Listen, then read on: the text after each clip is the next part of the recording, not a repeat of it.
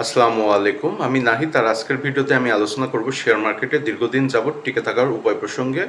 তো চলুন ভিডিওটি শুরু করা যাক। দেখুন, আপনি যদি শেয়ার মার্কেটে দীর্ঘদিন যাবৎ টিকে থাকতে চান, তাহলে সেক্ষেত্রে আপনার করণীয় হবে নাম্বার 1, ট্রেডিং না করা। দেখুন, আপনি ট্রেডিং করে হয়তোবা স্বল্প সময়ের জন্য মুনাফা অর্জন করতে পারেন, কিন্তু আপনি ট্রেডিং করে কখনোই শেয়ার মার্কেটে লম্বা সময় টিকে থাকতে পারবেন না বা দীর্ঘদিন যাবৎ টিকে থাকতে পারবেন না। আপনি যদি শেয়ার মার্কেটে লম্বা সময় যাবৎ টিকে থাকতে চান বা দীর্ঘমেয়াদে টিকে থাকতে চান, তাহলে সেক্ষেত্রে আপনাকে অবশ্যই লং টার্ম ইনভেস্টমেন্টের উপর গুরুত্ব আরোপ করতে হবে। এরপরে নাম্বার 2, আপনার করণীয় হবে আপনার নিজের পোর্টফোলিওটাকে ডাইভার্সিফাই করা। অর্থাৎ আপনি কখনোই আপনার সমুদায় অর্থ দিয়ে শুধুমাত্র একটা কোম্পানির শেয়ার ক্রয় করবেন না। এক্ষেত্রে আপনার করণীয় হবে যত বেশি সংখ্যক পারা যায় তত বেশি সংখ্যক কোম্পানির শেয়ার ক্রয় করা।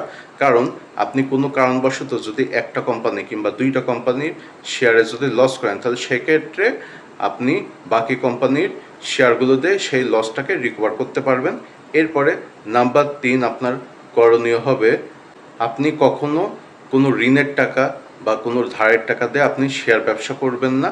আপনি সবসময় শেয়ার মার্কেটে সেই টাকা ইনভেস্ট করবেন যে টাকা হারিয়ে গেলেও আপনার কোনো কিছু যায় আসে না। তো এক্ষেত্রে আপনি যদি এই 3টা নিয়ম ফলো করে চলেন বা এই 3টা নিয়ম যদি আপনি মেনে চলেন, তাহলে সেক্ষেত্রে আশা করা যায় আপনি শেয়ার মার্কেটে দীর্ঘদিন সাস্টেন করতে পারবেন বা দীর্ঘদিন টিকে থাকতে পারবেন। তো এই ছিল আজকের ভিডিও। এরকম নতুন ভিডিও না খুব শীঘ্রই আমি আপনাদের সামনে হাজির হব। আপনারা সবাই ভালো থাকবেন।